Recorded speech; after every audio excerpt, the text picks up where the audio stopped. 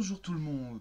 Alors après avoir parlé de Lady Georgie et de Lady Oscar, je me suis dit bon, je pense que vous en aviez un peu marre des shoujo, mais on va rester sur le thème des personnages féminins avec cette semaine Cutie Honey.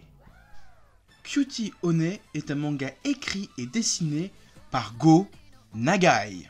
En 1973, la série compte seulement 2 volumes et en France, c'est publié par Isan Manga.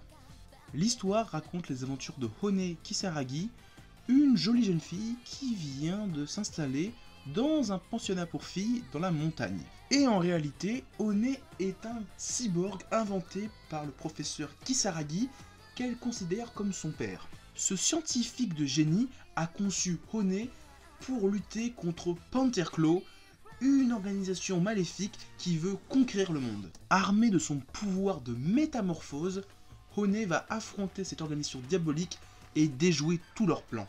Bon, ça fait longtemps que j'ai pas parlé de Go Nagai dans les Monsieur Mangas présentes.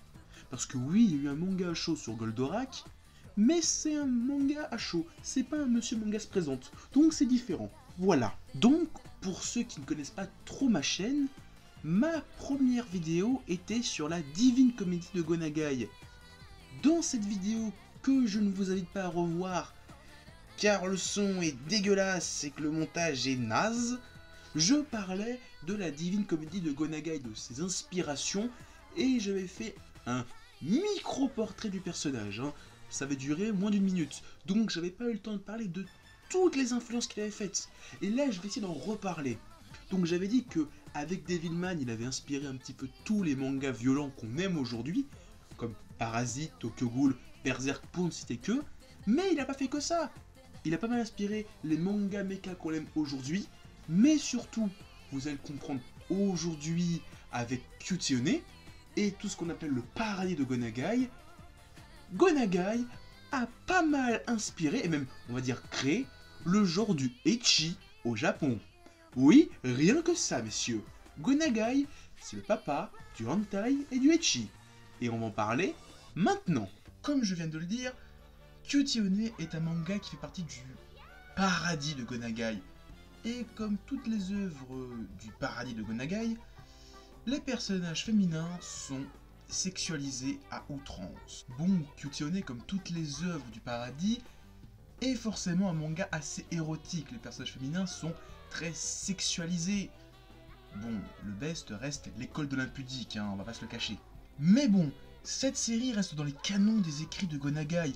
C'est un des mangas qui a un petit peu révolutionné le manga pour qu'il soit un petit peu comme il est aujourd'hui. Donc bravo Go Nagai. Parce que oui, l'école de l'impudique a un petit peu lancé la mode du manga un petit peu ecchi-esque érotique, et Cutie Honey est son digne successeur qu'il a même amélioré, je trouve. Devilman, ça a un petit peu lancé le genre du manga archi-gore, archi-violent, et toute la saga des Grendizer, donc Mazinger Z, Great Mazinger, Goldorak et compagnie, la mode des robots géants. Je l'ai dit dans mon épisode sur la Divine Comédie, mais Go Nagai, c'est un petit peu le père de tout ce qu'on aime aujourd'hui dans les mangas.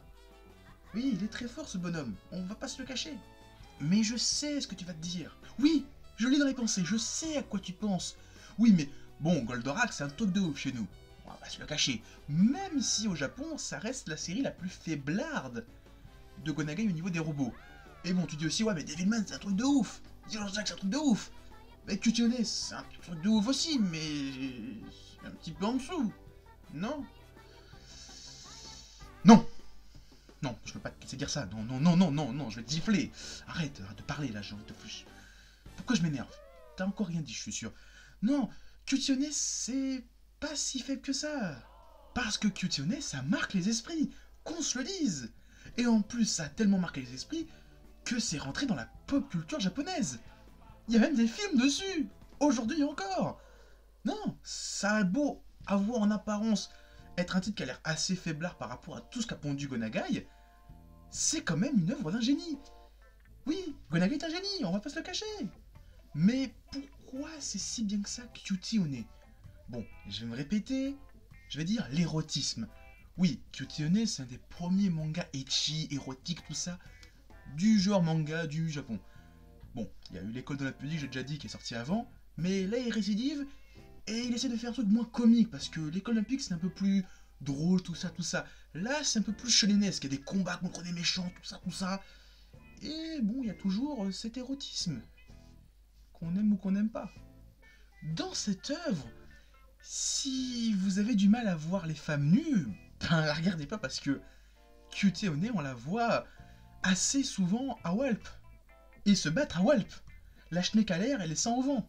Et je vais sûrement me répéter avec Lady Georgie et Lady Oscar, mais Kyuuchi One, à sa façon, a participé à l'émancipation de la femme au Japon. Et oui, ce manga érotique y a participé aussi, qu'on veuille le croire ou non. Parce que voir un personnage féminin se battre la vertu à l'air contre d'autres personnages et en n'ayant rien à foutre, eh ben c'est un symbole fort. Bon, c'est un symbole différent de Lady Oscar ou de Lady Georgie, mais c'est un symbole fort. Ça a marqué d'une autre manière les japonaises, mais ça les a marqués et ça leur a permis de s'émanciper un petit peu. Oui. Dans ce manga, on parle aussi de l'homosexualité. Bon, Lady Oscar, on avait déjà parlé, mais c'était un peu moins explicite parce que souvent on voyait des personnages féminins amoureuses de Oscar. Mais ces personnages féminins-là ignoraient que c'est une fille. Et de temps en temps, on avait des garçons amoureux de Oscar, déguisés en garçon, mais parce qu'ils savaient que c'était une fille. Donc finalement, c'était moins pertinent. Par contre, dans Kyuuchi One, l'homosexualité n'est pas suggérée, c'est carrément montré. Dans l'école de Kyuuchi One, toutes les filles sont amantes. Et quand elle arrive dans l'école, toutes les filles n'ont qu'une envie, la pécho. Eh oui. Mais surtout, un des gros points forts de Kyuuchi One, c'est que c'est sûrement l'une des premières héroïnes de shonen. Eh oui, bien avant Claymore, bien avant Stone Ocean de Jojo Bizarre Adventure partie 6, Kyuuchi One est sûrement l'une des premières héroïnes de shonen. Et ça, c'est très très très fort de la part de Gonagai. Parce qu'à cette époque-là, un héros c'est dans un shonen et une héroïne c'est dans un shoujo. Et bah lui il bouscule tout. Il dit non, moi je vais faire une héroïne dans un shonen. Voilà, comme ça, au plus grand des calmes. Et pareil pour les ennemis. J'ai dit bon, j'ai réussi à placer une héroïne dans un shonen. Je vais essayer de mettre des méchantes. Il a réussi. Tous les ennemis de Kyuuchi One, c'est des femmes. Oui, tous les rôles importants de cette série sont tenus par les femmes. Et oui, tous les rôles? Non. Le rôle de la demoiselle en détresse, eh ben il est détenu par un garçon. Oui, Gonagai a inversé tous les rôles dans ce manga. Le héros grand et fort, comme Link, ben c'est Zelda, et la demoiselle en détresse, la princesse, tout ça, qui est censée être Zelda, eh ben c'est Link. Oui, il a osé faire ça, ce type.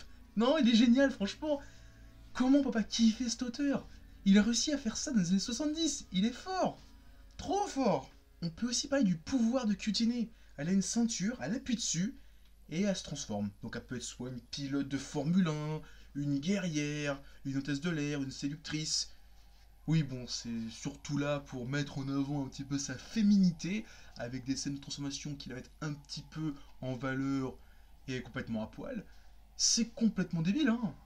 Mais je sais pas, ça marche avec moi, je trouve ça tellement marrant de voir ça. Surtout que elle se transforme, elle a un casque, une combinaison de scooter, et elle sait piloter une moto comme n'importe qui. C'est débile, mais je kiffe. Je sais pas pourquoi. Par contre, au niveau des méchants, ça va sûrement fatiguer les jeunes qui sont habitués au manga d'aujourd'hui.